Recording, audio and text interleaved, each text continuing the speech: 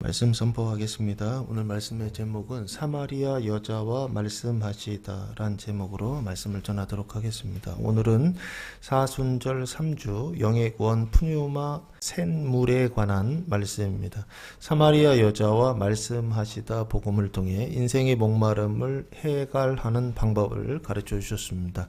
5절 말씀에 보시면 사마리아에 있는 수가라 하는 동네에 이르시니 야곱이 그 아들 요셉에게 준 땅이 가깝고 라고 말씀하고 있습니다. 이 사마리아라고 하는 것은 이스라엘 안에 있는 그 지방이다 라고 보시면 좋을 것 같습니다. 크게 남쪽에 유대 지방이 있고요. 그리고 북쪽에 갈릴리 지방이 있고 그 가운데 그 중부 지방이죠. 그러니까 중앙이죠. 중앙에 이 사마리아 지방이 있다라고 보시면 좋을 것 같고요.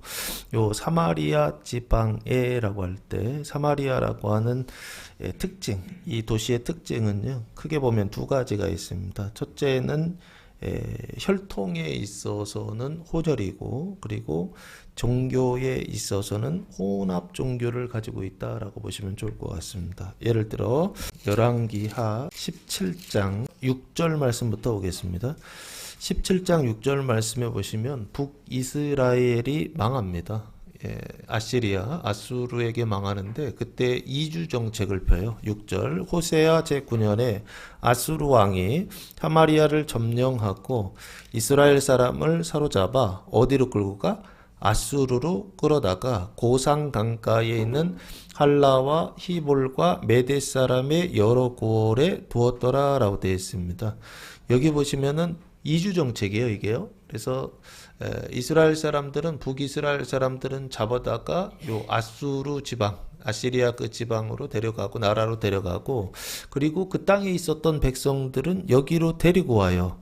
그래서 이스라엘 사람들과 그리고 이방인들이 이 결혼해서 낳은 자식들 그 자녀들을 뭐라고 부르느냐라고 했을 때 사마리아인이라고 그렇게 부릅니다. 그러니까 사마리아 사람은 그냥 단순히 사마리아에 살고 있는 사람들을 사마리아 사람이다라고 그렇게 부르는 게 아니라 이 역사적 배경을 가지고 있다라고 하는 것입니다. 원래 이스라엘 사람 플러스 이방인이 하나가 돼서 낳은 자식들 있죠.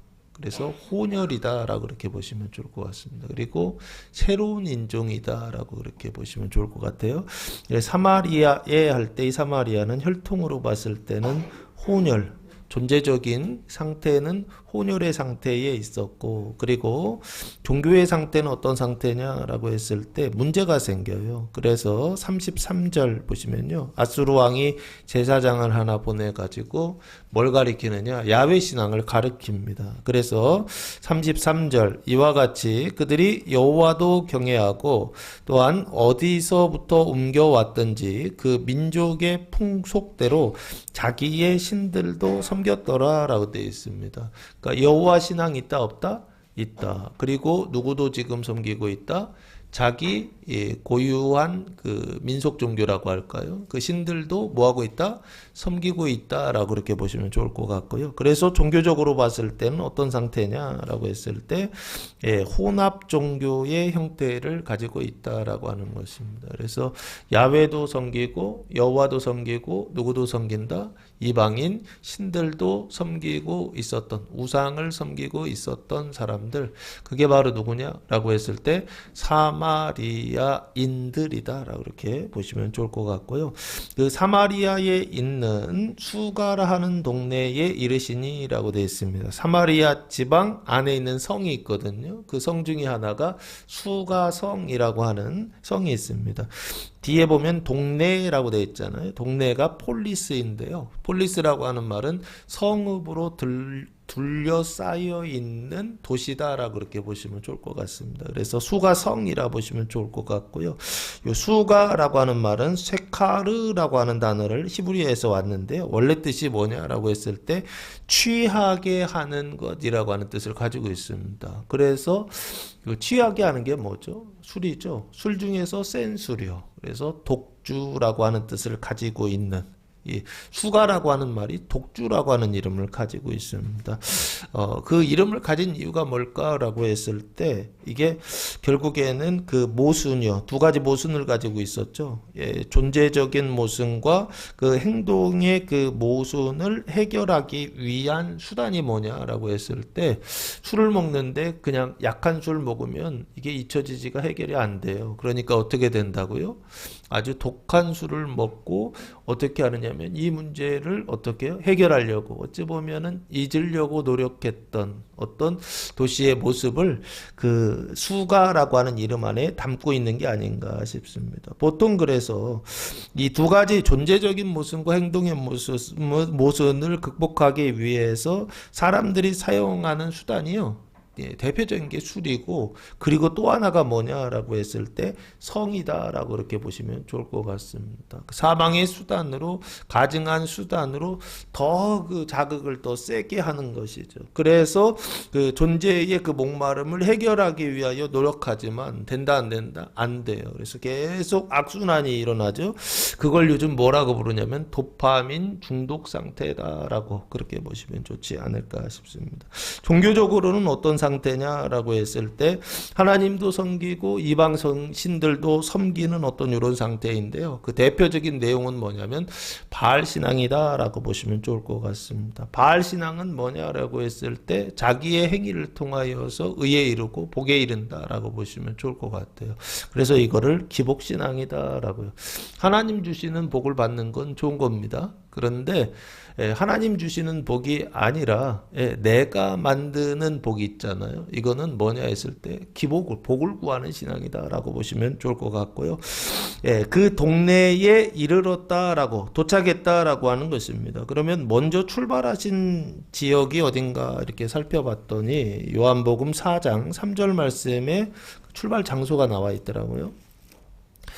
요한복음 4장 3절 말씀에 보시면 유대를 떠나서 다시 갈릴리로 가실세. 그러니까 지금 방향이 유대 지방에서 갈릴리 지방 북쪽으로 지금 올라가시려고 하는 거죠. 근데 그 중간에 뭐가 있었느냐? 4절 사마리아를 지방입니다. 통과하여야 하겠는지라라고 말씀하고 있습니다. 유대 지방에서 갈릴리 지방으로 다시 올라가시려고 했는데 그 중간에 뭐가 있었다? 사마리아 지방이 있었다. 거기를 통과해야 하는 지나가야 하는 그런 동네였다라고 그렇게 보시면 좋을 것 같고요. 그래서 수가라 하는 동네에 이르시니라고 그렇게 말씀하고 있습니다. 야곱이 그 아들 요셉에게 준 땅이 가깝고라고 되어 있죠. 수가라고 하는 동네에는 뭐가 있느냐 했을 때 야곱이 그 아들 요셉에게 준 땅이 가깝다라고 되어 있습니다. 이 야곱은 누구죠? 아브라함과 이삭과 야곱 할 때 믿음의 조상 할 때 야곱을 이야기하는 것이고요. 그 야곱은 뭐냐라고 했을 때 표징이다라고 보시면 좋을 것 같습니다. 뭐에 대한 표징이냐 했을 때 푸뉴마 우리 영의 그 거룩함과 완전함을 그 이름 안에 그 인생 안에 어떻게 했느냐 담아 놓으셨다라고요. 그래서 이스라엘의 언약 야곱의 언약과 이스라엘의 언약이요. 그 거룩함과 완전함을 담고 있는 믿음의 조상이 바로 누구냐? 야곱이다라고 보시면 좋을 것 같고요. 야곱이 그 아들 요셉에게 준 땅이 가깝다라고 되어 있습니다. 요셉이라고 하는 것은 야곱의 아들이죠. 12명의 아들이 있었는데 그 중에 몇 번째 아들이다? 11번째 아들이 요셉이다라고 그렇게 보시면 좋을 것 같고 나중에 결국 애굽에 팔려가서 뭐가 됐죠? 애굽의 총리가 됐죠. 그래서 누구를 구원하느냐? 이스라엘 그 형제들을 구원하고 그리고 누구를 또 구원하냐면 열방을 그 기근의 때에 곡식을 통해서 열방을 살리는 구원하는 어떤 일을 했던 사람이 바로 요셉이죠. 그래서 요셉이라고 하는 사람은 그 안에 언약을 담고 있는데 뭘 담고 있느냐 했을 때 영생과 이스라엘의 구원, 영생과 열방의 구원이라고 하는 영화의 그 은총, 언약을 담고 있는 사람 바로 요셉이다라고 보시면 좋을 것 같고요. 그 준 땅이 가깝다라고 하는 것은 그 두 가지 언약을 담고 있는 땅이 가깝다라고 있다라고 보시면 좋을 것 같고요. 이 이야기를 여기다 기록한 이유는 뭐냐 했을 때 오늘 은총의 배경이 지금 이 은총을 말하고 싶다라고 하는 것을 성경이 말씀하고 있는 게 아닌가 싶습니다. 거룩함의 언약과 완전의 언약 여기에 도달해야 되고 그 다음 어디에 도달해야 되느냐, 영생과 영화의 은총 요셉의 언약에까지 도달해서 그 은총을 뭐하라? 받는 자들이 되라라고 그런 뜻으로 여기다 말씀하고 있는 게 아닌가 싶고요.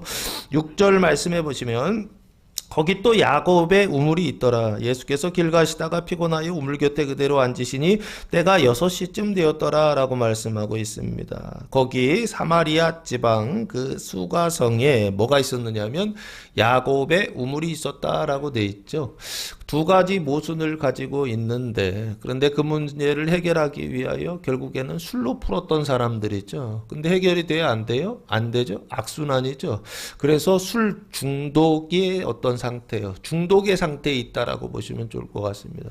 그 술이라고 하는 것은 명분이고 수단인 것뿐이지 실제로는 뭐 다른 거일 수도 있습니다. 술일 수도 있고 뭐 돈일 수도 있고 성일 수도 있고 어쨌든 다른 어떤 수단에 어떤 상태가 되었느냐 했을 때 중독이 되어 있는 어떤 그런 상태예요. 그런데 그 중독이 되어 있는 그런 상태에 있는 성 안에도 성 바깥이죠. 성 바깥에 뭐가 있냐면 야곱의 우물이 있었다라고 되어 있습니다. 이 야곱의 우물, 야곱이라고 하는 것은 거룩함과 완전이라고 하는 언약을 담고 있다라고 되어 있죠. 그래서 이 야곱은 이삭의 아들인데 이삭은 거듭남의 언약을 담고 있다고 한다면 우리 영의 그 거룩함과 완전을 담고 있는 야곱의 우물이 있었다는 거예요. 그러면 언약을 성취하는 수단이 거기 있었다는 것입니다. 그런데 수단은 수단인데 완전한 수단은 아니고 어떤 수단이냐, 영원한 수단은 아니고 일시적인 수단이 야곱의 우물이 있었다라고 보시면 좋을 것 같습니다. 그러면 그 우물은 뭐냐?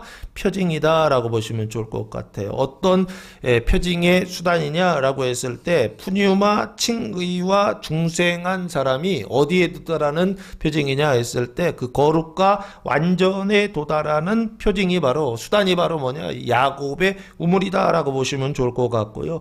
그 야곱의 우물이라고 하는 것은 결국에 뭐냐라고 했을 때 그 수가성의 그 독주 있잖아요. 그 독주라고 하는 것은 사람의 방편이었다고 한다면 독주를 통해서 두 가지 문제 해결하려고 했는데 안 되잖아요. 그러니까 다른 방편이 필요했던 것이죠. 다른 수단이 필요했던 것입니다. 그게 바로 뭐냐? 야곱의 우물이고 대신하는 수단이었다라고 보시면 좋을 것 같습니다. 야곱의 우물은 뭐냐 했을 때 결국에는 이게 창세기 율법이잖아요.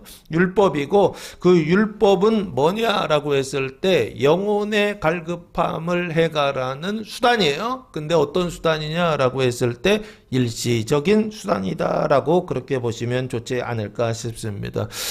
다른 우물이 있어요. 나중에 보시면은 야곱의 우물이 아니라 내가 주는 물이 있고 거기에서 샘물이 나온다 그러셨거든요. 그러면은 예수의 우물이 있겠죠. 그러면 그 예수의 우물은 어떤 우물이냐 했을 때 이 야곱의 우물과는 완전히 다릅니다. 야곱의 우물은 일시적인 해갈이 돼요. 그런데 예수의 우물은 어떻다? 영원한 해갈이 되는 수단이다라고 그렇게 보시면 좋지 않을까 싶고요. 그 야곱의 우물이 있어서 그 야곱의 우물을 통하여서 어떻게 해요? 일시적으로 해갈의 문제들요, 그 갈급함의 문제들이요, 그 인생의 존재적인 갈급함이나 그리고 그 행동에 있어서의 갈급함의 문제들을 영원히 해결하지는 못하지만 그래도 그때마다 해결해 줄 수 있는 수단이 바로 옆에 야곱의 우물이라고 하는 수단이 있었다는 것입니다. 그래서 예수께서 길 가시다가 어떻게 하냐면 피곤하여 우물 곁에 그대로 앉으시니라고 되어 있습니다. 길 가시다가 피곤했다라고 하시길래 아까 유대 지방에서 갈릴리 지방으로 올라가신다 했잖아요. 그래서 거리를 조금 재봤어요. 재봤더니 키로로 보니까 한 70km 정도 된다라고 보시면 좋을 것 같습니다. 30km 플러스 40km 정도 되더라고요. 그래서 요 수가성의 자리가 한 70km 된다라고요. 유대 지방에서 사마리아 지방 수가성까지 거리상으로 직선거리가 아니라 길로 이렇게 봤을 때 재보니까 대충 재보니까 한 70km 정도 되지 않는가 싶고요. 그 70km 길 가시다 보니까 피곤했다 안 피곤했다? 예수님도 피곤하셨다라고 그렇게 말씀하고 있습니다. 예수께서 길 가시다가 어땠다? 피곤하여 어디에 앉으셨다? 우물 곁에, 이게 야곱의 우물입니다. 곁에 그대로 앉으시니 때가 6시쯤 되었더라 라고 되어 있습니다. 야곱의 우물 할 때 그 우물이라고 하는 건 뭔가요? 우물 보셨어요? 우물? 요즘은 우물 보기가 힘들죠. 저 어렸을 때까지만 해도 저희 할머니 집에 우물이 있었어요. 그래서 그 우물에서 물을 깃는 어떤 일들도 있었고요. 그리고 그 펌프하는 거 있잖아요. 이것도 할머니 집에, 할아버지 집에 있었어요. 그래서 그런 일들, 그래서 등목한다 그랬나요? 이런 것도 막 시켜주시고 어렸을 때 그랬었는데, 우물이라고 돼 있는데, 우물이라고 하는 건 원래 뭐냐 했을 때 운물이더라고요. 원래 그 본말은요, 본뒷말은 뭐냐면 운물인데요. 그 움에서 솟아오르는 물을 우물 이렇게 요즘 그렇게 부르더라고요. 움이란 게 뭐냐 했을 때 땅속 있잖아요. 땅 속에 흐르는 물이에요. 이게 뭐죠? 지하수죠. 그 지하수에서 물이 어떻게 하느냐면 이렇게 나오더라고요. 나와서 그래서 움에서 물이 이렇게 쭉 올라와서 그래서 모이는 그런 장소, 여기를 그래서 우물이라고 그렇게 보이더라고요. 그러면은 우물이라고 하는 것은 우물 자체가 수원이 아니죠. 원래 수원은 어디 있는 거예요? 지하수, 땅속에 있는 지하수에서 수원이 돼서 그 물이 이렇게 올라올 수 있도록 구멍을 파가지고서 그래서 물을 모으는 어떤 장치 같은 것이죠. 그렇죠? 그래서 그 우물에 그대로 앉으시니라고 되어 있습니다. 시간이 언제냐면 때가 6시쯤 되었다라고 말씀하고 있습니다. 6시라고 하는 것은 유대 시간으로 6시고요. 우리나라하고 시차가 6시간입니다. 그러면 플러스 6 하면 돼요. 그러면 12시죠. 12시면 정오 12시다라고 그렇게 보시면 좋을 것 같고요. 그 6시가 나왔다라고 하는 것은 결국에는 오전이 끝나고 인생의 오후가 시작된다라고요. 그 시간의 전환을 지금 표시하고 있는 게 아닌가 싶습니다. 그리고 요 6시라고 하는 것은 결국에 야곱의 우물에서 신앙적으로는요, 어디의 우물로 전환하는, 예수의 우물로 전환되는 영적인 전환, 인생의 전환을 지금 표시하기 위해서 6시, 12시 정오를 지금 말씀하고 있는 게 아닌가 싶습니다.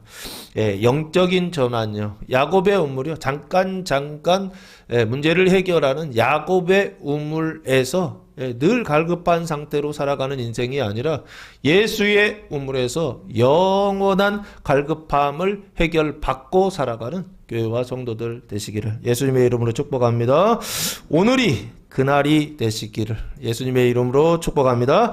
자, 그래서 7절 말씀해 보시면 사마리아 여자 한 사람이 물을 기르러 왔음에 예수께서 물을 좀 달라 하시니 라고 말씀하고 있습니다. 사마리아 여자라고 돼 있죠. 여자는 3가지 모순을 가지고 있다라고 돼 있죠. 근데 이 모순은 어떤 모순이냐 했을 때 도망갈 수 없는 모순입니다. 그냥 구조적인 모순이에요. 태어날 때부터 나는 뭐로 태어났다? 혼혈로 태어났다는 거예요. 태어났더니 그 가정의 신앙은 어떤 거였다? 혼합 신앙이었다는 것입니다. 그리고 그 2가지 문제를 해결하기 위하여 동네 사람들이 다 하고 있는 일은 뭐였다? 독주, 술을 퍼마시고 있었다. 이렇게 보시면 됩니다. 그래서 이 사마리아 여자라고 하는 것은 결국에 어떤 상태냐라고 했을 때 해결되지 않는 인생의 그 목마름 속에서 그 악순환, 구조적인 악순환 속에서 어떻게 하는 거예요? 이러지도 못하고 저러지도 못하고 위를 봐도 답이 없고 밑을 봐도 답이 없고 좌우를 봐도 누구도 답할 수 없는 그런 인생이야. 인생의 목마름 속에 살아가고 있었던 구조적인 목마름이에요. 이거는요. 자기가 노력해서 빠져나올 수 있는 어떤 그런 것이 아닌 것 같습니다. 그 사마리아 여자 한 사람이 물을 기르러 왔다라고 그렇게 말씀하고 있습니다. 물을 기르러 왔다라고 하는 것은 여기 결국에 뭐냐라고 했을 때 물이라고 하는 것은 그 목마름을 해결하기 위한 수단이죠. 그리고 방법이다라고 보시면 좋을 것 같습니다. 물을 기르러 왔음에 예수께서 물을 좀 달라 하시니라고 되어 있습니다. 물을 좀 달라라고 하는 것은 야곱의 우물 안에 있는 물을 달라라고 하는 것이죠. 그 물은 뭐를 해결한다? 육신의 무엇이요? 그 갈급함을 해결하는 어떤 수단이다라고 이렇게 봅니다. 근데 영원한 아니죠? 임시로 해결하는 물을 달라 하시니라고 그럽니다. 여기서 물 달라라고 하는 것은 예수님 목말라서 물 달라 하실까요? 제가 볼 때는 아닙니다. 예수님 목말라서 물 달라 하신 것보다 오히려 뭐 하시기 위하여? 영원한 물을 주시기 위하여 물을 달라 하시는 것이 아닌가라는 생각을 해봅니다. 그래서 8절 말씀해 보시면 그 이유가 나와 있는데 이는 제자들이 먹을 것을 사러 그 동네에 들어갔음이로라 라고 말씀하고 있습니다. 먹을 것 음식을 사러 12시 아까 점심시간이었잖아요. 그래서 음식을 사러 수가성에 들어갔다라고 하는 것입니다. 사마리아 수가성에 12명의 제자들이 들어갔다라고 보시면 좋을 것 같고, 반대로 수가성에서 그 여자는 어떻게 한 거예요? 예수님께로 수가성에서 밖으로 나왔다라고 그렇게 보시면 좋을 것 같습니다. 그래서 어디에서 만났냐면 야곱의 그 우물이 있죠. 우물에서 두 사람이 만났다라고 하는 거예요. 그래서 8절 말씀해 보시면 물을 달라 하신 이유가 뭐냐면 제자들이 먹을 거를 사러 갔다는 얘기는 제자들이 없었다는 얘기죠. 그래서 누가 말씀하셨다? 예수님께서 직접 말씀하셨다라고 그렇게 보시면 좋지 않을까 싶고요. 9절 사마리아 여자가 이르되 당신은 유대인으로서 어찌하여 사마리아 여자인 나에게 물을 달라 하나이까 하니 이는 유대인이 사마리아인과 상종하지 아니함이라 라고 되어 있습니다. 여기 보시면 여자가 예수님을 호칭하는 단어가 나와 있죠. 요거 당신이라고 되어 있는데요. 헬라어로는 she라고 하는, 영어로는 you라고 하는 단어인데요. 당신이라고 예수님을 지금 호칭하고 있어요. 근데 나중에 보시면요, 예수님의 호칭이 11절 보니까 주여라고 그렇게 되더라고요. 그 뒤부터는 다 주로 바뀝니다. 어쨌든 처음에는 예수님이 누구신지를 전혀 몰랐어요. 그러니까 뭐라고 부르냐면 그냥 당신이 이렇게 부릅니다. 당신은 유대인으로서라고 되어 있습니다. 유대인은 누구이죠? 유대인은 유대교를 믿는 사람을 다 유대인이라고 부릅니다. 그러면 혈통하고 상관이 있다 없다? 없습니다. 지금은 없습니다. 과거에는요. 그때는 이스라엘 사람들이 유대교를 믿다 보니까 이스라엘 사람들만 유대인이었다. 뭐 이렇게 보셔도 좋을 것 같은데 나중에는 어떻게 되죠? 이스라엘 사람들 외에 지금 다른 나라로 디아스포라 흩어졌잖아요. 그때는 다른 나라 사람들 여자들과 결혼을 해서 자식들을 낳잖아요. 그러면 혈통이 섞이기 시작하거든요. 그때부터는 어떻게 되는 거예요? 혈통은 다른 인종인데 흑인인데 유대인 있을 수 있다 없다? 있고요. 그리고 백인인데 유대인 있을 수 있다 없다? 있다, 이렇게 보시면 좋을 것 같습니다. 그리고 사마리아 사람들 가운데에서도 혼혈 가운데서도 얼마든지 유대인이 될 수 있는 지금은 그런 시대입니다. 어쨌든 유대인으로서 어찌하여 사마리아 여자인 나에게 물을 달라 하나이까 아니라고 되어 있습니다. 이 얘기는 좀 뭐라 그럴까? 예수님께서 물 좀 달라 그러면 네, 여기 있습니다 하고 드릴 수도 있잖아요.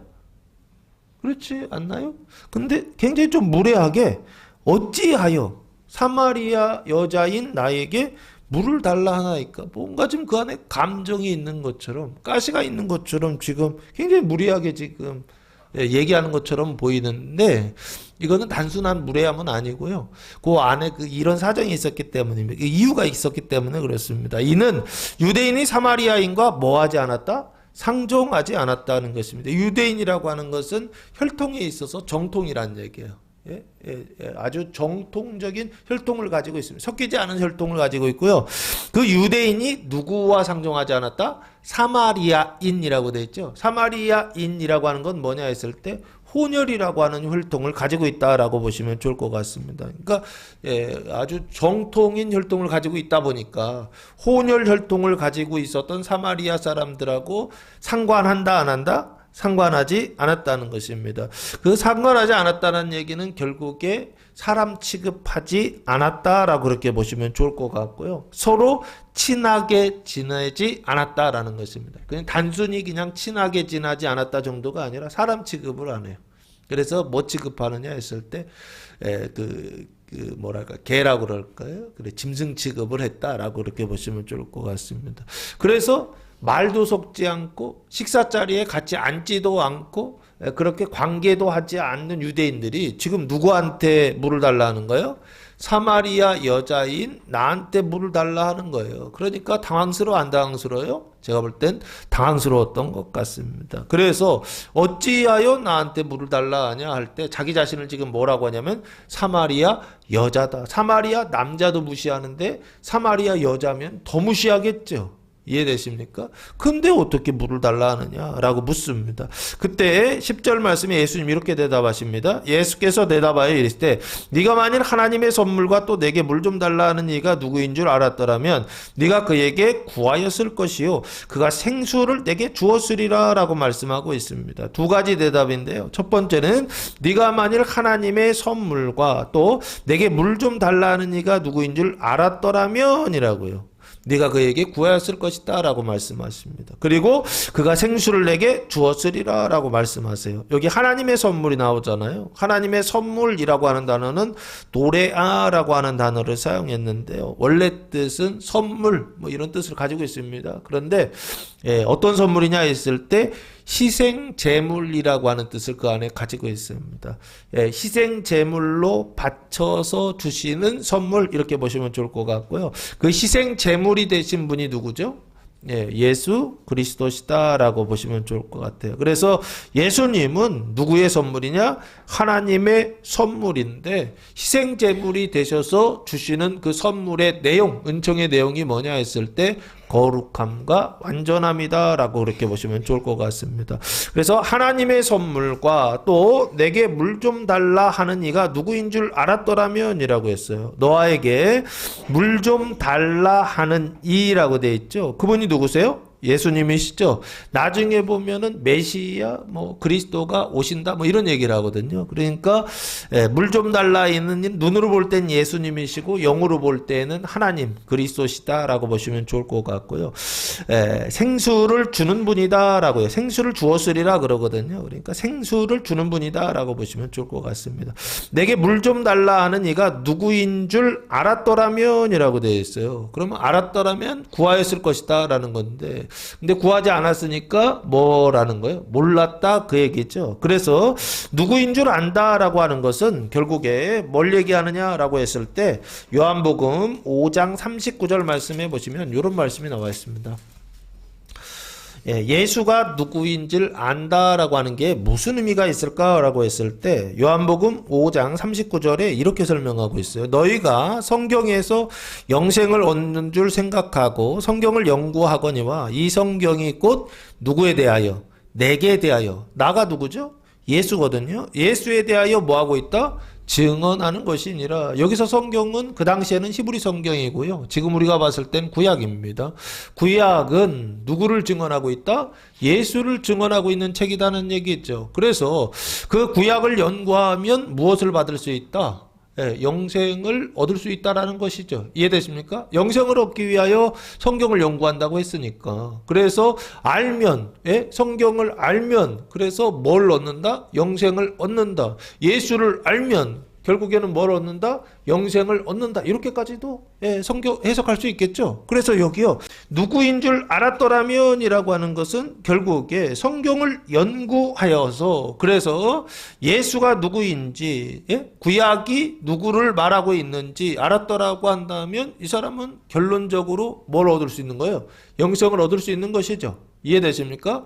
예수님을 연구하고 그리고 말씀을 연구하고 알았더라면 뭐를 얻는다? 영생을 얻는다라고 보시면 좋을 것 같고요. 알았더라면 네가 그에게 구하였을 것이다. 사마리아 여자가 그에게 예수에게 뭐하였을 것이다? 구하였을 것이다 라고 말씀하고 있습니다. 그 예수님께 구하는 것이요. 하나님께 구하는 것이요. 그걸 뭐라 그러죠? 기도라고 하지 않습니까? 결국에는 예수 기도를 하였을 것이요. 이렇게 보셔도 좋을 것 같아요. 예수님에게 기도하였을 것이요. 그래서 한마디로 예수 기도를 드렸을 것이요. 그래서 그가 예수님께서 생수를 너에게 뭐 했을 것이다? 주었을 것이다 라고 말씀하고 있습니다. 그 10절에 동그라미 치시고 이게 첫 번째 인생의 목마름을 해결하는 방법입니다. 인생의 목마름을 해결하는 방법은 뭐냐 했을 때 예수님께서 생수를 주셔야 하고 그래서 우리는 생수를 받아야 되는데 그 생수를 받는 방법이 뭐냐라고 했을 때 성경을 연구하여 말씀을 연구하여 예수가 누구신 줄을 알고 그 예수님에게 뭐를 구해야 된다? 지금 기도를 드려야 된다라고요. 예수에게 기도, 예수님에게 기도를 드렸을 때에 무엇을 주신다? 생수를 주신다. 그래서 이 생수는 어떤 생수냐라고 했을 때 생자와 수자의 합성어인데요. 조라고 하는 단어, 살아있는, 그리고 수라고 하는 것은 휘돌인데요. 물이에요, 물. 근데 어떤 물이냐면 소나기와 같은 물이다. 흠뻑 젖는 물이다라고 보시면 좋을 것 같고요.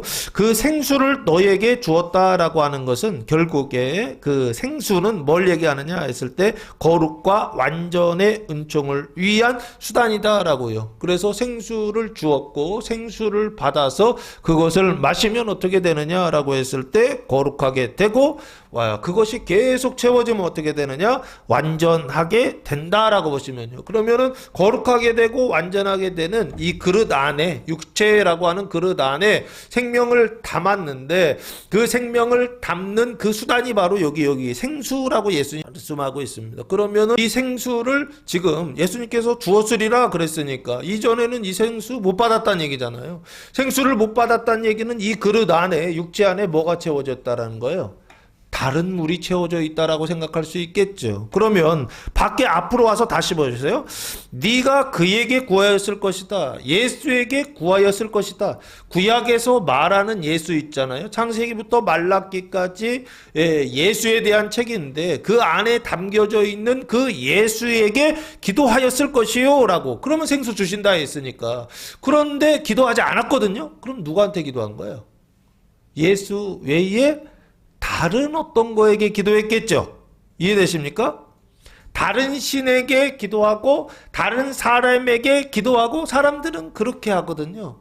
사람들을 찾는단 말이에요. 인생의 목마름이 있을 때 사람들을 찾고 인생에 뭔가 해결해야 될 일들이 있을 때 누구를 찾는다고요? 다른 신을 찾는다고요. 예수를 찾는 게 아니라 하나님을 찾는 게 아니라 다른 신을 찾는다고요. 그래서 다른 신에게 기도하는 겁니다. 사람에게 기도하는 것입니다. 그러면 생수가 아니라 무슨 수를 받는다? 사망의 물이죠. 죽을 사자를 써서 사수라고 저는 만들었습니다. 이해되십니까? 예수 기도를 드리면 생수를 받아서 영생에 이르지만 예수에게 구하지 않고 예수 외에 다른 사람, 다른 신들에게 구하면 뭐를 받는다? 사수요. 그 사망의 물을 받아서 그래서 어디에 이르게 된다? 영벌에 이르게 된다라고 그렇게 보시면 좋지 않을까 싶습니다. 사수를 죽는 물을 우리가 지금 받고 있는 거 아닌가요? 그 죽는 물을 사수를 받고 있으면서 영생에 들어가기를 원한다고요. 그러니까 된다 안 된다? 안 되는 게 아닌가 싶습니다. 사람에게 구하지 말라는 것입니다. 다른 신에게 구하지 말라는 것입니다. 오직 누구에게 구하라?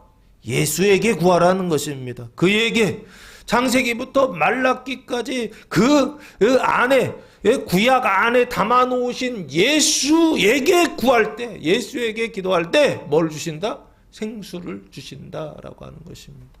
그 예수는 누구시고 그 하나님은 누구시냐 했을 때 처음부터 끝까지 복을 주시는 하나님 얘기하고 있나요? 아니죠. 죄인을 고치시기 위하여 죄인을 살리시기 위하여 죄인을 구원하시기 위하여 그 죄와 사망을 끊임없이 뭐 하신다고요? 심판하시는 하나님이요. 그게 구약에 담겨져 있지 않나요? 죄인을 의인되게 하시려고 부단히 일하시는 하나님이요. 그 하나님의 사랑이 구약에 기록되어 있지 않나요? 그게 예수라고요. 그게 예수 안에 담겨 있는 하나님의 사랑이라고요. 근데 우리는 구약에 나와 있는 하나님 보면 이런 하나님이면은 나 하나님 안 믿을 거야 할 정도의 하나님의 모습이 기록되어 있지 않나요? 잔혹해 보이고, 예? 너무 쌀쌀맞아 보이고 사랑이 없어 보인단 말이에요. 실제로 구약을 읽어보면요.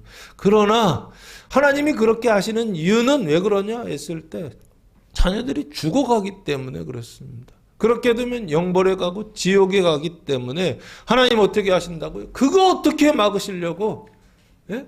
동분서주 하시면서, 예? 아마 잠도 못 주무시고 24시간 일하시지 않을까. 이제 구약을 볼 때마다 가장 불쌍하신 분이 하나님이시다, 아버지시다라는 생각을 저 혼자 하고 있습니다. 어쨌든 여기 다시 보면 네가 그에게 구하였을 것이다 라고 하는 것은 결국에 한마디로 얘기하면 예수님께 기도하였을 것이요 라고요. 그가 생수를 내게 주었을 것이다 라고 되어 있습니다. 그러면 이 생수는 거룩과 완전한 것을 위한 거라고 한다면 이 얘기는 예수 기도는 언제 필요한 거냐라고 했을 때 칭의 중생한 이후에, 예수님을 믿고 칭의와 중생한 이후에, 나라가 바뀐 이후에 뭐를 위해서요? 거룩과 완전을 위해서 뭐 해야 된다고요? 요 말씀 기도, 로고스 기도, 예수 기도를 드려야 한다라고 하는 것입니다. 그래서 이걸 뭐라고 해야 될까라고 했을 때 이 기도는 결국에 칭의 중생이라고 하는 단계에서 거룩으로요, 그 가증함에서 거룩함으로 돌이키는 기도가 될 수밖에 없지 않은가 해서 칭의 중생 이후에 남아있는 죄와 사망을 씻어내기 위한 회개의 기도를 드려야 한다라고 보시면 좋지 않을까. 인생의 목마름을 해결하는 첫 번째 방법은 예수 기도고요. 그 예수 기도는 뭐냐 했을 때 구원받은 이후에 회개의 기도를 드려야 하는 것입니다.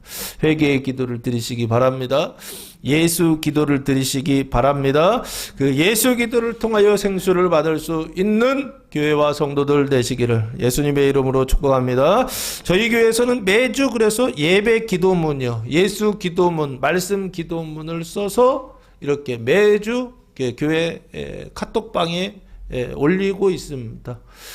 그 안에 보시면 찬송가가 있고, 찬송이 요즘은 2곡 올라가 있죠. 그리고 그 성경이 본문이 4개가 되어 있고, 그리고 그 밑에 기도문이 말씀으로 쓰여진 4가지 본문의 말씀으로 쓰여진 기도문이 그렇게 나와 있습니다.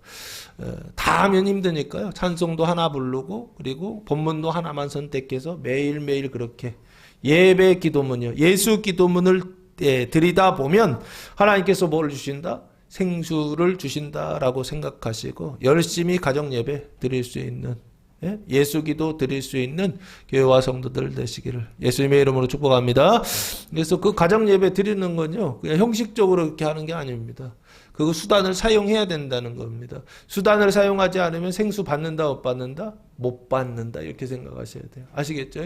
생수를 받기 위해서는 반드시 예수 기도, 회개 기도를 드려야 되고, 예수 기도, 회개 기도를 드리기 위한 수단을 교회에서는 그 기도문으로 그렇게 해서 작성해서 드리는 겁니다. 근데 그게 뭐 이렇게 구조적으로 제도적으로 이렇게 딱 맞춰져 있는 어떤 거예요. 그래서 교회에서 이렇게 하시면 좋을 것 같습니다 하면 그대로 하시면 효과가 있다가 없다? 있다, 이렇게 보시면 좋을 것 같습니다. 그래서 11절 말씀해 보시면 이제 두 번째가 나오는데요. 여자가 이르되라고 되어 있습니다. 여자가 이르되 주여 물기를 그릇도 없고 이 물은 깊은데 어디서 당신이 그 생수를 얻게 싸움나이까 라고 말씀하고 있습니다. 여자가 수가성 여자이죠. 인생의 그 목마름, 그 갈증을 타는 목마름 속에 있는 여자가 이르되라고 되어 있어요. 뭐라고 했느냐? 예수님의 호칭이 주로 바뀌죠. 주여라고 되어 있습니다. 당신에서 주로 한마디 한 번 대화하고서 딱 호칭이 바뀌죠. 주여. 왜? 이분이 누구신지 뭔가 느낌이 왔어요. 그래서 주여라고 바뀌어버립니다. 퀴리오스라고 하는 단어를 사용했는데요. 호칭의 변화가 일어납니다. 그리고 물기를 그릇도 없고, 주님은 물기를 그릇도 없고 수단이 없다는 것입니다. 그리고 뭐 바가지 같은 게 없다는 얘기죠. 이 우물은 어떻게 해요? 깊어요. 땅속에 깊은 구멍이란 말이에요. 깊은데 어디서 당신이 그 생수를 얻게 싸움나이까 하면서 장소를 묻어. 어디서 당신이 그 생수를 얻게 싸움나이까. 이 야곱의 우물이라고 하는 거, 우물에 뜨는 바가지도 없고 물은 너무 깊어서 여기에서는 절대 물을 얻을 수 없거든요. 그러니까 여자가 생각할 때 그러면 여기서는 안 되고 다른 곳에서 가져와야 되는데 어디서 당신이 그 생수를 얻게 싸움나이까? 라고 물어요. 이 생수를 얻는다라고 하는 거 할 때 이 여자에게 생수는 뭘까요? 물리적인 3차원적인 눈에 보이는 생수, 물이라고 그렇게 생각하고 인식하고 있는 것 같습니다. 예수님께서 말씀하시는 생수는 뭘까요? 눈에 보이는 물일까요? 아닙니다. 눈에 보이지 않는 물을 말씀하고 있는 게 아닌가 싶어요. 그러니까 이해가 돼야 안 돼요? 안 돼요. 여자의 인식 가지고는, 생각 가지고는 예수가 보인다 안 보인다? 안 보인다고요. 예수님의 말씀이 뭘 얘기하는지 보인다 안 보인다? 안 보인다고요. 칭이 거듭나지 아니하면 하나님 나라 본다 못 본다? 못 본다라고 돼 있죠. 지난주 말씀하셨잖아요. 거듭나지 아니하면 하나님 나라 볼 수가 없고, 물과 성령으로 거듭나지 아니하면 어디 들어갈 수 없다? 하나님 나라 들어갈 수 없다라고 말씀하시지 않았습니까? 여기서도 똑같아요. 이 여자가 그 은총 속에는 있었지만 실제적으로는 그 믿음이 없어서 실제는 하나님 나라를 보지도 못하고 하나님 나라에 들어가지도 못하는 어떤 그런 상태에 있지만 지금 예수라고 하는 그 대화를 통해서 어떻게 그 은총 속에 지금 있어요. 그러다 보니까 이런 질문들을 지금 하고 있는 게 아닌가 싶습니다. 12절 우리 조상 야곱이 이 음물을 우리에게 주셨고 또 여기서 자기와 자기 아들들과 짐승이 다 마셨는데 당신이 야곱보다 더 크니까. 두 번째 질문은 더 크냐라고 하는 질문이에요. 첫 번째는 어디서 얻느냐라고 하는 질문이고 두 번째는 야곱보다도 더 크냐라고 하는 질문을 지금 하고 있어요. 우리 조상 야곱이라고 했죠. 지금 야곱은 원래는 이스라엘의 조상이거든요. 좀 불경스러운 지금 말이에요. 우리 조상하면 사마리아인의 조상이다. 그래서 사마리아 사람들은 야곱을 자기 조상이라고. 그래서요. 지금도 남유다에서는 율법서 있잖아요. 창세기, 출애굽기, 레위기, 민수기, 신명기 율법서를 잃어버렸어요. 원본을. 그런데 그 율법서의 원본을 가지고 있는 사람들이 있어요. 그게 누군지 아십니까? 요 사마리아 오경이라고 하는 이 책을 가지고 있어요. 이 사람들은요. 그래서 그 사마리아 오경이 창세기, 출애굽기, 레위기, 민수기, 신명기인데 사마리아가 가지고 있다고 해서 사마리아 오경이라 부르거든요. 이 사람들은 그걸 전통으로 지금도 가지고 있어요. 더 열심히죠. 어쨌든 우리 조상 야곱이 이 사람들은 혼혈이고 그리고 종교도 혼합이었지만 그 마음속에 늘 어떤 마음이 있었냐? 갈급함이 있었던 것 같아요. 그래서 열심히 있어요. 하나님에 대한 신앙에 있어서 열심히 있어요. 그래서 이 우물을 우리에게 주셨고 라고요. 눈으로 볼 때는 우물이지만 실제로는 언약이다, 약속이다 라고 해요. 어떤 약속이냐 했을 때 일시적인 해가를 주는 하나님의 말씀, 구약이다, 율법이다 라고 보시면 좋을 것 같고요. 또 여기서 야곱의 우물에서 자기와 자기 아들과 짐승이 다 마셨는데 라고 되어 있습니다. 야곱과 자기 아들들, 야곱의 아들들 12명과 짐승들이, 가축들이죠. 다 마셨는데 당신이 야곱보다 더 크니까 라고 물어요. 더 크다라고 하는 것은 더 위대하냐라고 지금 묻는 것입니까? 묻는 거예요. 그러니까 예수님이 이렇게 대답하십니다. 13절 예수께서 대답하여 이르시되 이 물을 마시는 자마다 다시 목마르려니와 라고 되어 있어요. 첫 번째 대답은 이겁니다. 이 물을 마시는 자, 야곱의 우물 안에 있는 물이죠. 그래서 이 물이 상징하는 것은 뭐냐? 구약이고 율법이다 라고 보시면 좋을 것 같고요. 그 육신의 물을 마시는 자마다 라고 그렇게 해도 좋을 것 같습니다. 다시 목마르다 라고 말씀하고 있어요. 다시 목마르다 라고 하는 것은 해갈이 되기는 돼. 근데 어떻게 된다? 일시적인 해갈이 된다 라고 보시면 좋을 것 같고 영원한 해갈은 된다 안 된다? 안 된다. 그러니까 야곱의 우물도 역할을 한다 안 한다? 한다는 거예요. 육신적인 목마름을 일시적으로 해결하는 수단으로서 야곱의 우물이 사용된다는 거예요. 그러나 14절 말씀해 보시면 내가 주는 물을 마시는 자는 영원히 목마르지 아니하리니 라고 말씀하고 있습니다. 그러면 야곱의 우물이 있다고 한다면 예수의 우물도 있다고 가정을 한다면 예수의 우물은 해갈이 되기는 돼요. 그죠? 근데 어떻게 된다? 일시적이지 않아요. 예수의 우물에서 마시는 자들은 인생의 목마름을 어떻게 한다고요?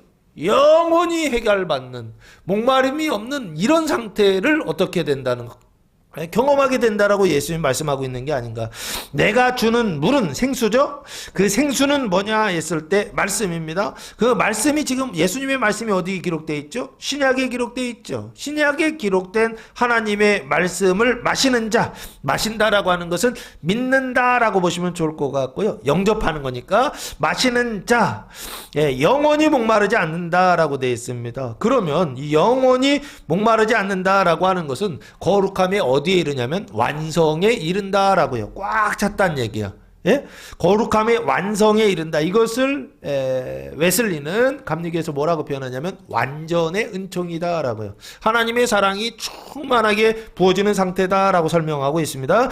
영원히 목마르지 아니하리니라고 되어 있습니다. 그러면 이 해갈은 영원한 해갈이요. 그 영원한 해갈은 목마름이 없는 해갈이요. 이 은총이 언제 부어지느냐라고 했을 때 저희 교회에서는 제가 보니까 100독에서 200독 할 때 이 은총이 시작되더라고요. 예? 그 거룩함의 완전의 은총이요. 예? 부어지는 게 이때 부어진다고요. 예? 이 은총이 부어질 때 마시면 영원한 해갈이 되지만 마시지 않으면 해갈돼야 안 돼요? 안 돼요. 그러니까 마시기 바랍니다. 예? 성경을 열심히 읽는데 읽기는 읽는데 마시지를 않아. 하나님의 말씀을 읽기는 읽는데 믿지를 않아. 그러면은 그 읽는다라고 하는 것이 의미가 없겠죠. 읽는다는 것은 믿기를 위한 것인데 읽기를 읽는데 믿지를 않아. 그러면 해갈이 된다 안 된다? 안 되더라. 할렐루야. 그러면 안 되잖아요. 예? 절대. 읽는데 해갈이 되는. 예? 읽는데 인생의 문제가 해결이 되는. 예? 이런 신앙이요. 예? 이런 신앙을 경험해야 되지 않는가라는 생각을 해봅니다. 그래서 내가 주는 물은이라고 되어 있습니다. 내가 주는 물이요. 내가 주는 물은 예수님께서 주시는 물이죠. 물은 그 속에서 물은 뭐냐라고 했을 때 예수님의 말씀이고요. 그 말씀은 어디에 기록되어 있느냐? 마태, 마가, 누가, 요한복음에만 기록되어 있습니다. 사도행전부터는 누구의 말씀이 기록되어 있죠? 성령님의 말씀이요. 그 성령님의 말씀은 결국에 예수 말씀을 생각나게 하는 거니까 같은 말씀입니다. 그러나 어쨌든 복음서에만 예수님의 말씀이 직접적으로 기록되어 있다라고 보시면 좋을 것 같습니다. 서신서에도 예수님의 말씀이긴 말씀인데 직접적인 말씀은 아니고 성령을 통해서 하시는 해석된 말씀이라고 보시면 좋을 것 같고요. 여기 내가 주는 물은 마태, 마가, 누가, 요한복음, 사고복음서에 기록된 예수님의 말씀, 그 물은 그 속에서 뭐 하도록요? 솟아나도록 솟아나는, 영생하도록 솟아나는 뭐가 된다? 샘물이 되리라. 이 물을 마시기 바랍니다. 성경을 읽으시기 바랍니다. 말씀을 읽으시기 바랍니다. 신약을 읽으시기 바랍니다. 말씀을 통하여서 그것을 받아 먹어서 그래서 뭐가요? 영생하도록 솟아나는 샘물이 되는 교회와 성도들 되시기를 예수님의 이름으로 축복합니다. 안 먹는 사람들이 있어요. 이해되세요? 성경을 읽는데 생수를 마셔야 되잖아요. 믿지를 않아요. 믿지를요. 믿어야 된다고 마음을 먹어야 된다고요. 예? 하나님이 믿음을 주시지만 믿음을 주시더라도 내가 이거는 하나님 주시는 거 아니야 라고 생각하고 안 받아들이면은 배척하는 거라고요. 받아야 된다고요. 믿음 주시면 받아야 되고 여기요. 물 주시면요. 말씀 주시면 받아야죠. 주님의 말씀을 내가 먹습니다 하면서 받아 먹어야죠. 아시겠습니까? 받아 먹어서 영생하도록 솟아나는 샘물이 이 안에서 팍, 샘물에서 물이 막 솟구치는 어떤 이런 상태가 된다. 이 안에 기쁨과 즐거움이요. 영생에 대한 기쁨과 즐거움이 막 솟구쳐야 되는데요. 세상의 기쁨도 없고 하늘의 기쁨도 없고 그럼 신앙생활이 도대체 뭔가 되는 건가요? 재미가 없어요. 재미가요. 그럴 수 있겠죠.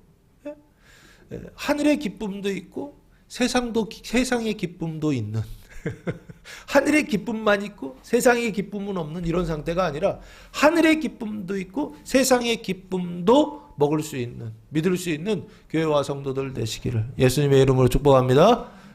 먹으시기 바랍니다. 먹으시라고요. 먹으시라고. 그냥 받아 먹으라고요. 받아 먹으라. 마음으로 받아 먹고 육신으로 받아 먹으라라고 하는 것입니다. 그래서 내가 주는 물은 그 속에서 영생하도록 솟아나는 샘물이 된다라고 했으니까, 영생이라고 하는 단어는 아이오니오스 조에라고 하는 단어를 사용했는데요.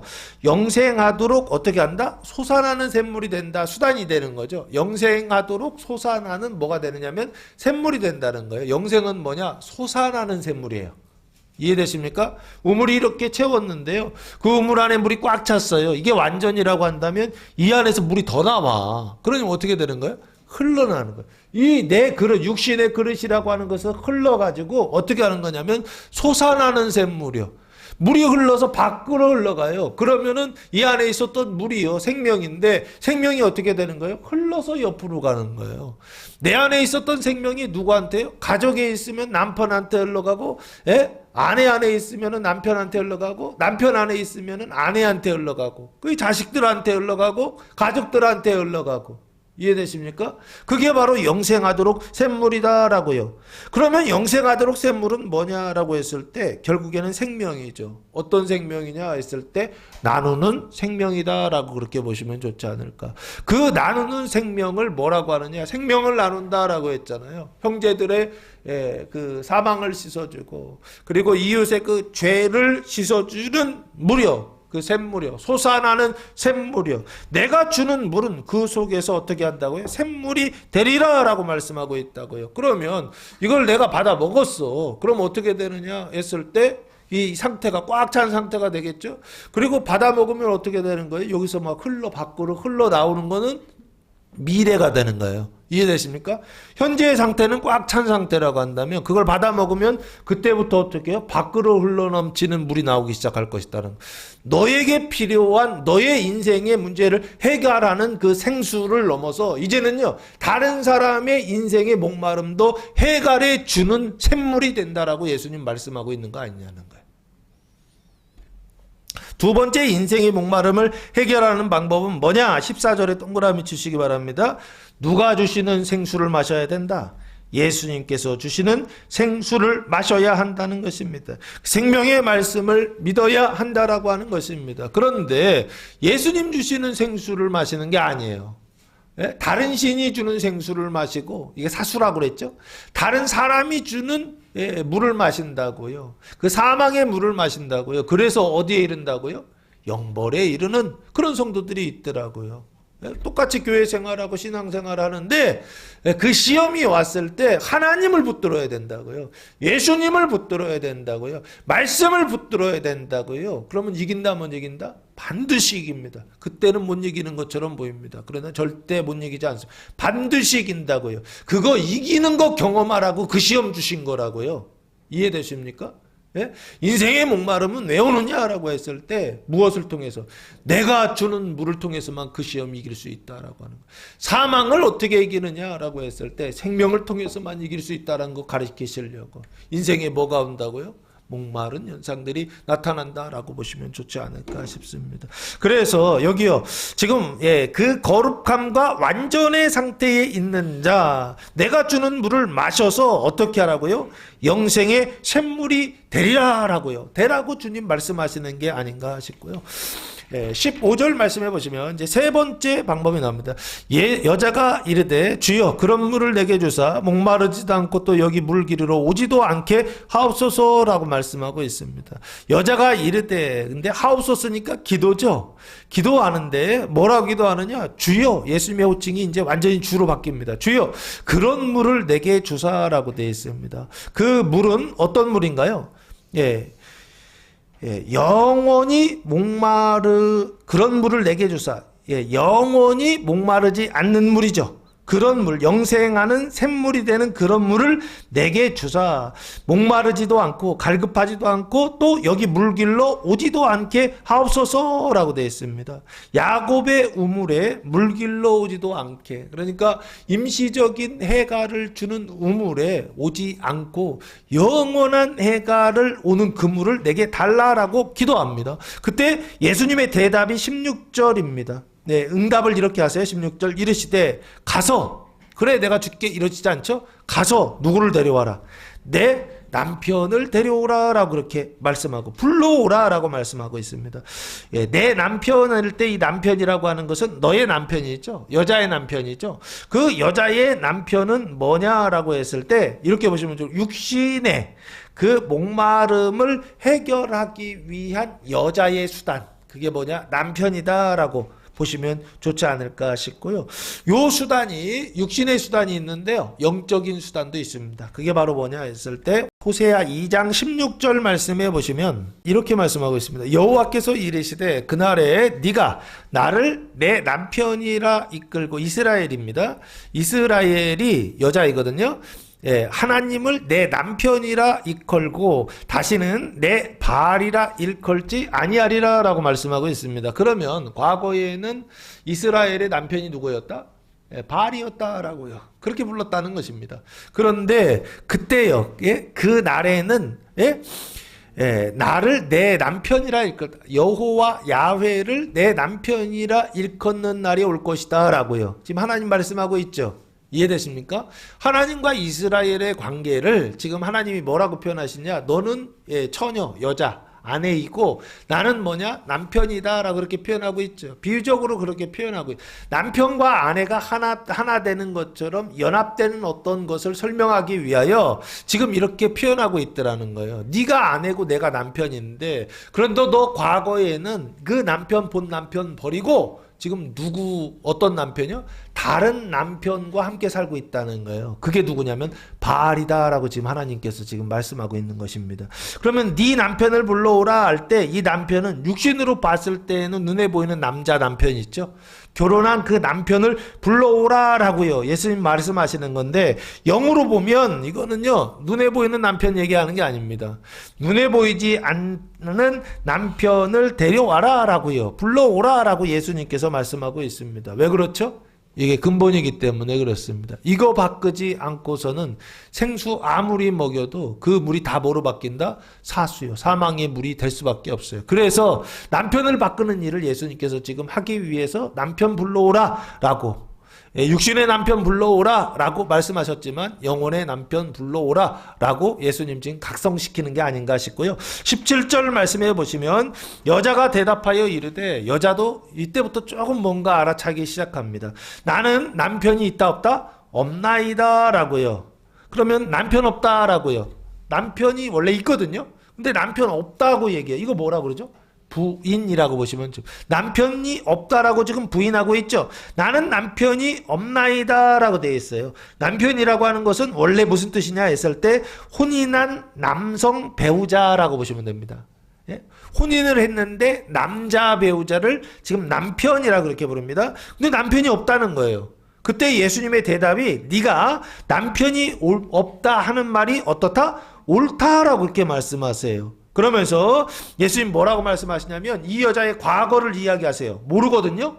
어떤 여자인지 몰라요. 근데 과거를 얘기하세요. 18절 너에게 남편이 몇 명이 있었다? 다섯이 있었고 지금 있는 자도 네 남편이다 아니다? 아니니 네 말이 참되도다 라고 그렇게 말씀하세요. 그 얘기는 무슨 얘기인가요? 이 여자에게 있어서 과거에 이 여자에게 있어서 남편이 몇 명이 있었다는 거예요. 네, 5명의 첫 번째 남편, 두 번째, 세 번째, 네 번째, 5명의 남자가 있었다는 거예요. 과거의 얘기예요. 그리고 나서 현재에는요. 예, 지금 있는 자도라고 했으니까 현재에도 남편이 있어요, 없어요? 있는 거죠. 지금 있는 남편도 현재 있는 남편 그러면 이 남편은 몇 번째 남편이에요? 6번째 남편이라고 보시면 좋을 것 같고 지금 있는 남편도 네 남편이 아니다는 얘기예요. 그럼 이게 무슨 얘기인가요? 지금 나하고 같이 살고 있거든요. 그런데 네 남편이 아니래. 그러면은 혼인을 안 했다라고 하는 얘기로 볼 수 있겠죠? 그렇죠? 그리고 혼인한 남성 배우자가 아니다예요. 그죠? 그리고 조금 더 확대해서 가면은 이 남자가 다른 여자하고 결혼할 수도 있겠죠. 그러면 이거 뭐라고 해야 돼요? 다른 여자의 남편이다라고까지 얘기할 수 있겠죠. 이해되십니까? 그러면 이거예요. 앞에 있었던 남편도 정상적인 관계에서의 남편이 아니고 지금도 아니다라는 거예요. 뭐가? 육체적으로 보았을 때예요. 그런데 이 육체적으로 보는 남편은 다 표징이에요. 뭐에 대한 표징이냐라고 했을 때, 예, 아까 바알 숭배라고 했잖아요. 눈에 보이지 않는 남편이 있다는 거예요. 예? 바알이라고 하는 다른 남편이 있다라고 하는 거예요. 다른 신들이라고 하는 영적인 남편이 있다라고 하는 거예요. 과거에 5이 있었고 지금 있는 것도 네 남편은 아니다라는 거예요. 이해되십니까? 원래 네 남편은 누구냐 했을 때 하나님이 네 남편이죠. 근데 하나님 외에 다른 남편들을 영적으로 가지고 있었다라는 얘기를 지금 하고 싶은 게 아닌가 싶습니다. 그래서 옳다라고 말씀하세요. 그 얘기는 무슨 얘기인가라고 했을 때 이것입니다. 인생의 목마름을 해결하는 세 번째 방법이 있는데 그게 바로 뭐냐 했을 때 남편이 없나이다라고요. 남편을 부정하는 것인데 눈에 보이는 남편이 없나이다 부정하는 것이 아니라 뭘 부정해야 되느냐라고 했을 때 눈에 보이지 않는 신들 있죠. 영적인 남편이 없다. 과거에도 없었고 지금 있는 자도 없다라고요. 그러니까 현재는 있는 거예요. 실제로는 바알 숭배하고 있습니다. 그러나 그 바알은 내 남편인 척 했지만 실제로는 내 남편이었다 아니었다? 아니었다는 얘기를 하고 싶은 겁니다. 그래서 뭘 얘기해야 되느냐 했을 때 과거에 있었던 바알도 남편 아니었고 지금 있는 바알도 다른 신들도 내가 의지하는 어떤 것도 내 남편이었다 아니었다? 내 남편 역할을 하지 못했다라는 얘기입니다. 늘 나한테는 어떤 상태였다? 목마름을 주는 존재였다는 것입니다. 이해되십니까? 그것을 지금 어떻게 되느냐? 부인해야 된다. 늘 나에게 영원한 그 목마름을 해결해 주는 그 생수를 주는 자 외에요. 그 인생의 목마름을 해결해 주는 자 외에 다른 남편들 있잖아요. 늘 목마르게 하는 자예요. 이 목마르게 하는 자에 대한 부인이요. 이해되십니까? 목마름을 해결해 주는 자가 남편인데 영적으로 하나님이 그분이신데 목마름을 해결해 주지 못하는 남편이 있다고요. 근데 그 남편이 내 남편인 줄 알고 아직도 붙잡고 있으면 인생의 목마름이라고는 이 목마름이라고 하는 이 문제를 해결할 수 있다 없다? 없더라는 거예요. 그래서 뭐를 부인해야 된다? 영적인 남편 없음을 내 안에 없었음을 인정하고 시인하고 그래서 나는 남편 없나이다 라고요. 부인해야 된다라고 하는 것입니다. 이게 세 번째 인생의 목마름을 해결하는 방법이다라고요. 성경이 말씀하고 있는 게 육신의 남편을 부인하라는 얘기 아닙니다. 눈에 보이는 남편 부인하는 거 아무 의미가 없습니다. 영적인 남편을 얘기하는데 바알을 이야기하는 것처럼 눈에 보이지 않는 신들이 나의 남편이 돼서 사망이 나의 남편이 되어서 인생을 늘 공고하게 목마르게 하더라는 것입니다. 그런데 여전히 그가 나의 남편인 줄 알고 늘 그 남편을 의지하며 살면 인생의 목마름 해결되더라 안 되더라? 안 되더라는 거예요. 그래서 예수님 남편 불러오라고 하는 게 아닌가 싶습니다. 그러니까 늘 나한테 공고함만 주고요. 늘 나한테 목마름만 주는 그 남편을 왜 여전히 붙잡고 있느냐고요. 부인하시라고요. 지금 여자가 부인했던 것처럼 부인해야 된다라고 하는 것입니다. 그리고 나서 19절 여자가 이르되 주여 내가 보니 선지자 소리라라는 겁니다. 선지자는 프로페테스라고 하는 단어인데요. 미리 영감을 받아서 말하는 자라는 것입니다. 그러다 보니까 과거, 현재, 미래 하나님께서 알려주시면 그걸 말한단 말이에요. 그러다 보니까 이 예수님께서 지금 이 여자의 과거와 현재를 지금 이야기하고 있잖아요. 그죠? 내 상황을 모르는데 나를 아시면서 지금 말씀하신단 말이에요. 그러니까 뭐라고 표현하고 있냐면 선지자다. 당신은 선지자다. 왜요? 나의 과거와 현재를 어떻게 했다? 정확하게 알고 계시고 정확하게 맞추셨다라고 하는 거예요. 이해되십니까? 전 보러 갔는데 딱 맞춘 거예요. 예? 그러니까 여자가 좀 당황스러웠겠죠? 선지자로서이다. 20절 우리 조상들은 이 산에서 예배하였는데 당신들의 말은 예배할 곳이 예루살렘에 있다이다 하면서 주제를 어디로 바꿔가느냐면 예배로 지금 바꿔가고 있죠. 우리 조상들은이라고 되어 있습니다. 사마리아인들은 이 산이라고 되어 있습니다. 이 산이 어딜까 찾아봤는데요. 수가성 근처에 있는 산이 어디인가 봤더니요. 그리심산이라고 들어보셨죠? 그리고 에발산이라고 들어봤죠? 그래서 거기서 축복과 저주를 선포하라라고 하나님께서 말씀하시잖아요. 거기더라고요. 그 그리심산과 에발산 사이에 성이 하나 있어요. 그 성이 뭔지 아십니까? 예, 야곱이 원래 그 서원했던 곳으로 돌아가야 되는지 안 돌아가 가지고서 예? 세겜. 여기 세겜이라고 되어 있더라고요. 히브리어로는 세겜이거든요. 세겜인데 세자와 개자가 그 자음으로 보면은 시옷과 예, 겜이니까 예, 뭔가요? 기억이죠. 세겜하면은 히브리어로는 자음만 있단 말이에요. 히브리어는 세겜하면은 세자가 시옷이란 말이에요. 그리고 겜하면 기억이잖아요. 근데 예, 이게 헬라어로 넘어왔을 때 세겜으로 안 가고 이름이 수가도 똑같더라고요. 수자가 시옷이고요. 가자가 기억이더라고요. 그래서 아 이게 수가가 세겜일 수도 있겠다라는 생각을 저 혼자 했습니다. 믿거나 말거나. 이거 학문적이진 않습니다. 제가 지도를 보면서 비슷한 이름도 없어요. 수가하고 세겜하고 일치되는 어떤 지점이 없어요. 두 개가 일치돼야만 그 얘기가 조금 맞을 것 같아요. 왜? 공간은 변화가 없으니까. 근데 이름은 바뀔 수 있잖아요. 그래서 여기요. 지금 이 산, 그리심산에서 예배했다. 북이스라엘 사람들은 그리심산에서 하나님께 예배했다라고 보시면 좋을 것 같고요. 당신들의 말은 예배할 것이, 유대인들의 말은 예배할 장소가 어디에 있다? 예루살렘. 그 안에 뭐가 있죠? 성전이 있죠. 예루살렘은 성입니다. 성 안에 있는 성전에 있다나이다 라고 하면서 예배를 지금 논쟁으로 삼고 있죠. 예배라고 하는 건 뭐예요? 예배요. 지금 장소에 대한 문제인데 예배가 뭐죠? 예, 예배 드린다라고 하는 것은 어떤 의미를 가지고 있느냐라고 했을 때 로마서 12장 1절 말씀해 보시면 예배의 참된 의미가 이렇게 기록되어 있는 게 아닌가 싶습니다. 예배라고 하는 것은 하나님께 예배를 드린다 그러잖아요. 예배라는 게 뭐냐라고 했을 때 로마서 12장 1절 말씀해 보시면 이렇게 되어 있습니다. 그러므로 형제들아 내가 하나님의 모든 자비하심으로 너희를 권하노니 너희 몸을 하나님이 기뻐하시는 뭐로? 거룩한 산 제물로 드리라 그랬어요. 이는 뭐냐? 너희가 드릴 무슨 예배다? 영적 예배다라고 되어 있습니다. 그러면 영적 예배가 있으면 육신의 예배가 있죠. 그 제사 드리는 게 육신의 예배였다라고 보시면 좋지 않을까. 영적인 예배는 뭐냐? 그 제사를 통해서 표징으로 삼는 겁니다. 실제로는 뭐냐 했을 때 몸을 뭐로 드리는 거예요? 희생제물로 드리는 것이죠. 이해되세요? 여기 보면 앞에 거룩한 산 제물로 어떻게 하라? 드리라 라고 되어 있습니다. 그러니까 너희 몸을 거룩한 산 제물로 드리라 라고 하는 것은 결국에 가증한 상태로 드리면 안 받으실 거 아니에요? 이해되세요? 그러니까 거룩한 상태로 드려야 될 거 아니에요?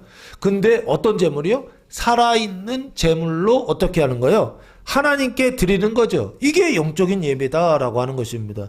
그러니까 예배라라고 하는 것은 주일날 와가지고 11시에 와서 12시에 끝 하면 예배 드렸다? 이건가요? 이건 표징. 눈에 보이는 예배는 표징이고 실제로 그 안에 뭐가 담겨 있어야 되느냐 했을 때 영적인 예배요. 육신적인 예배 여기 끝나는 게 아니라 플러스 영적인 예배가 있어야 되는 거죠. 그 영적인 예배가 뭐냐라고 했을 때 이게 제물로 드리는 거예요. 그렇죠? 하나님께 내가 제물이 되어서 거룩한 산 제물이 돼서 내 몸을 이게 몸이요. 나가 육이고 신이 돼서 그래서 하나가 됐을 때 이걸 소마 몸이라고 하거든요. 그래서 그리스도의 몸된 교회라고 하잖아요. 그 교회를 산 제물로 하나님께 바치는 거예요. 이게 바로 뭐냐? 이게 희생제사가 예배다라고 보시면 좋을 것 같습니다. 몸을 거룩한 산 제물로 드린다라고 그렇게 되어 있어요. 그게 예배인데 예배에는 별로 관심이 없고 뭐에만 관심이 있느냐 했을 때 장소에만 관심이 있어요.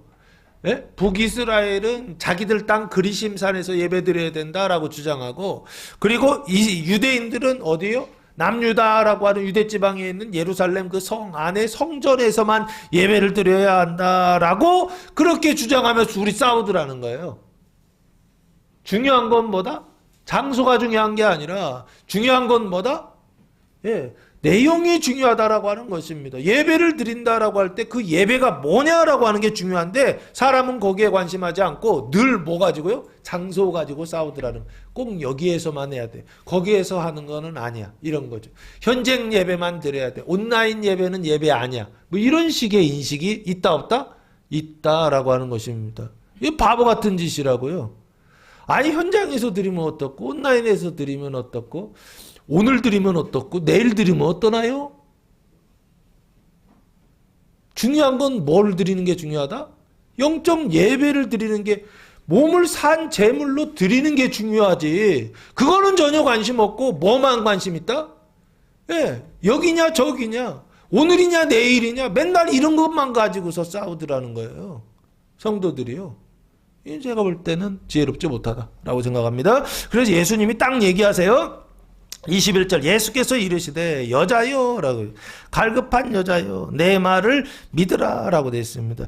요 내 말이라는 단어는 의역이고요. 말이라는 단어가 없어요. 그냥 모이라고 하는 대명사를 썼어요. 나의라고 나를 그렇게 나를 믿으라 라고 되어 있더라고요. 나를 믿으라는 것입니다. 예? 비스티오라고 하는 단어로 사용했는데요. 나를 믿으라 맡기라 신뢰하라 라고 하는 것인데요. 이 산에서도 말고 장소 상관없다는 얘기죠. 예, 예루살렘에서도 말고 시온산 성전도 부정하세요. 예? 그리심산도 부정하시죠. 그리고 예루살렘 성전이라고 하는 시온산도 부정하시고 너희가 아버지께 뭐 할 때가 온다? 예배할 때가 이른다라고 되어 있어요. 그러니까 장소 상관없이 예배할 때가 이른다는 것이죠. 예? 하나님 아버지께 예배할 시간이 올 것이다. 22절 너희가 알지 못하는 것을 예배하고 우리는 아는 것을 예배하노니 이는 구원이 유대인에게서 난다라고 말씀하고 있습니다. 너희는 사마리아 사람들을 얘기하는 것입니다. 알지 못하는 것을 예배한다라고 돼요. 알지 못하다는 것은 보지 못하는 것을 예배하고 있다는 것이고요. 우리는 아는 것을 예배한다라고 되어 있습니다. 요 우리는 예수님과 그리스도인이라고 보시면 좋을 것 같습니다. 아는 것이라고 되어 있는데요. 보는 것을 예배한다라고 되어 있어요. 그 아는 분인데요. 그 보는 분은 누구냐 했을 때 예수님이세요. 그리고 예수 안에 있는 누구요? 아버지를 예배하노니 이렇게 보시면 좋을 것 같고요. 이는 구원이 어디에서 난다? 유대인에게서 남이라라고 되어 있습니다. 그래서 예수님은 사마리아인이세요? 유대인이세요? 예수님은 유대인이세요.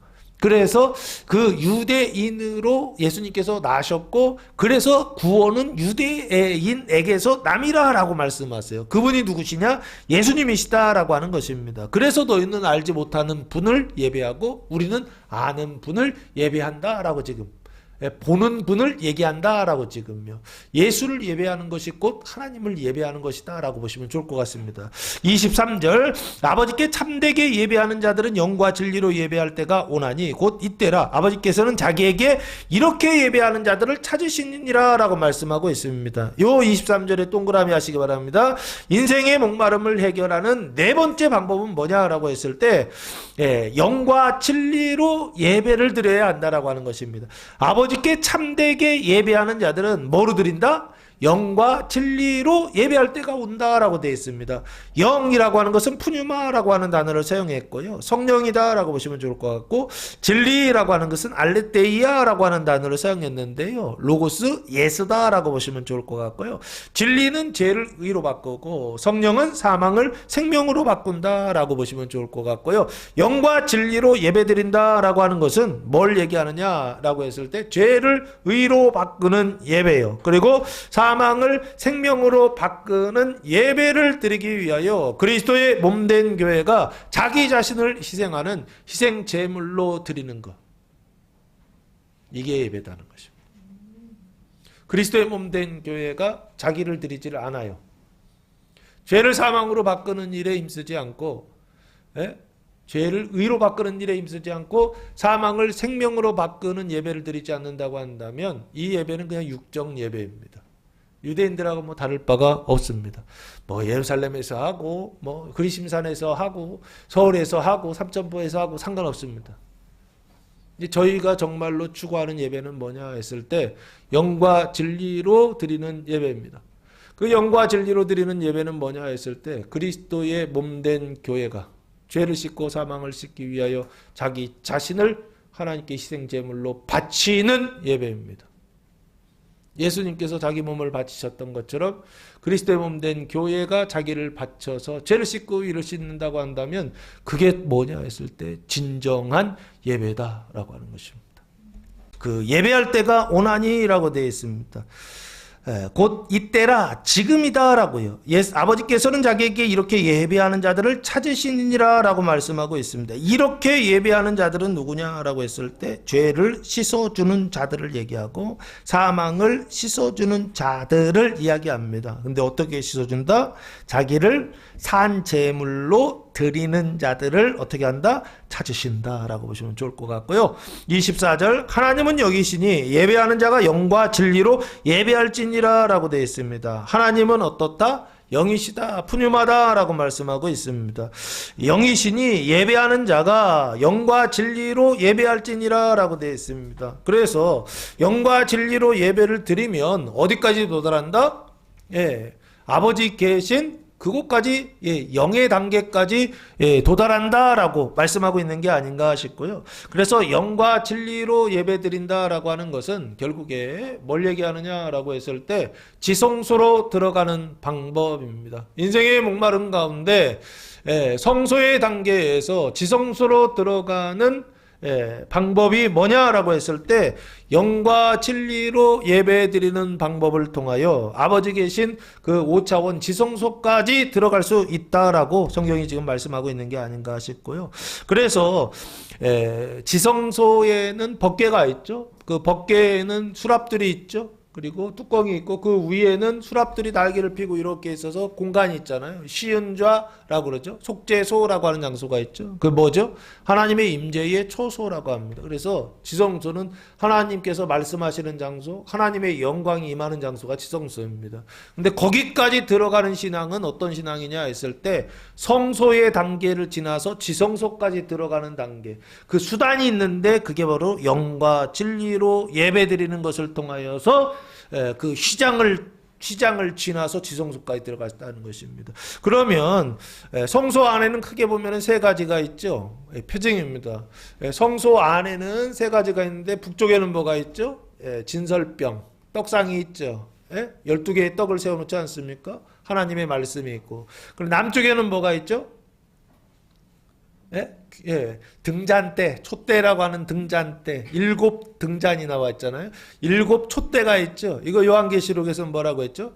교회다라고 되어 있죠. 그리고 그 휘장 바로 앞에는 뭐가 있죠? 향단이 있죠. 향을 피우는, 분향하는 데가 있잖아요. 향을 피우는 데가 있고 단이 있어서 향단, 분향단이라고 하거든요. 그 향은 요한계시록에 뭐라고 했죠? 성도들의 기도다. 그래서 성소 안에는 세 가지가 표징으로 있는 겁니다. 진설병 대가 있고 남쪽에는 등잔대가 있고 그리고서 가운데에는 뭐가 있느냐? 그 휘장 바로 앞에는 뭐가 있느냐 했을 때 분향단이 있는 겁니다. 이 세 가지가 있면은 말씀과 기도와 뭐예요? 교회예요.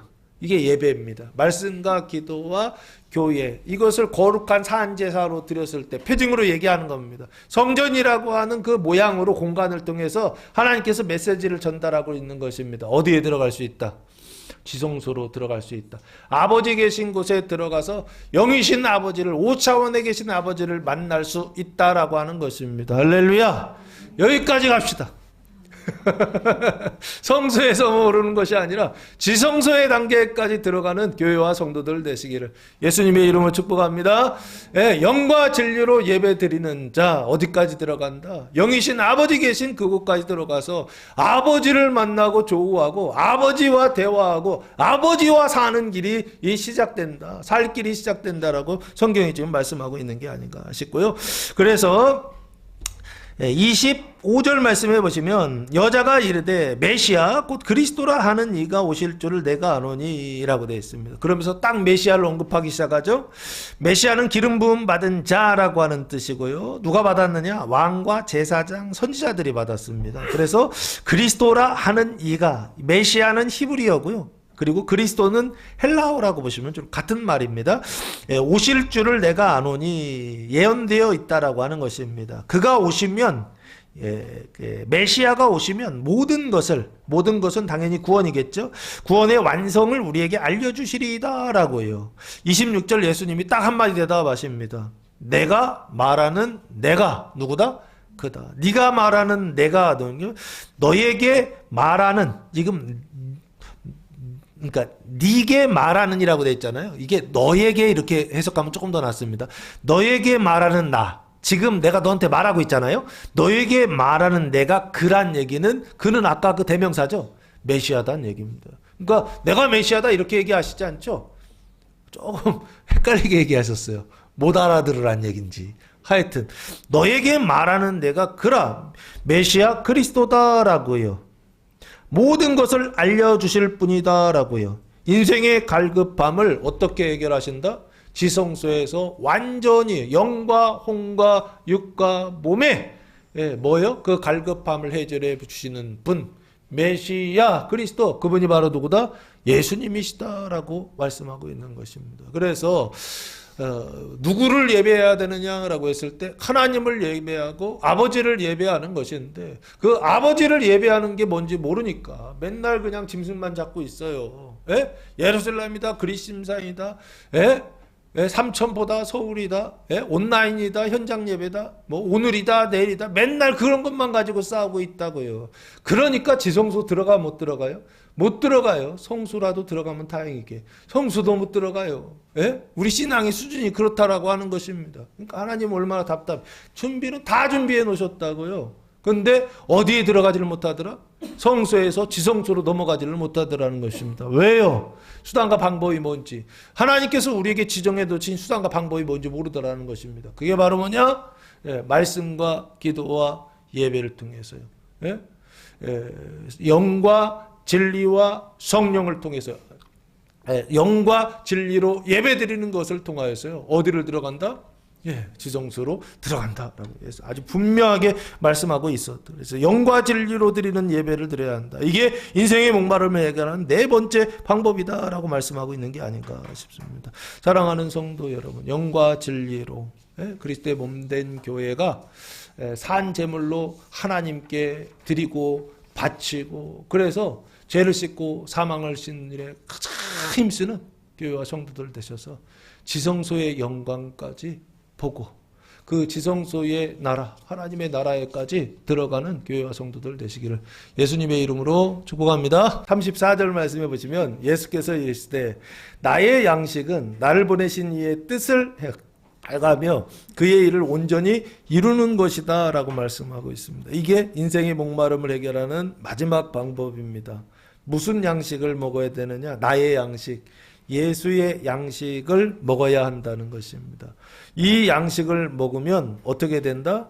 인생의 목마름이 완전히 해결되고 그리고 이제는 내 것만 해결되는 게 아니라 다른 사람의 인생의 목마름도 해결해 주는 자가 될 수 있다라고요. 예수님 말씀하시는 게 아닌가 싶습니다. 사랑하는 성도 여러분, 내 것도 해결하고 다른 사람들 것까지도 해결할 수 있는 교회와 성도들 되시기를 예수님의 이름으로 축원합니다.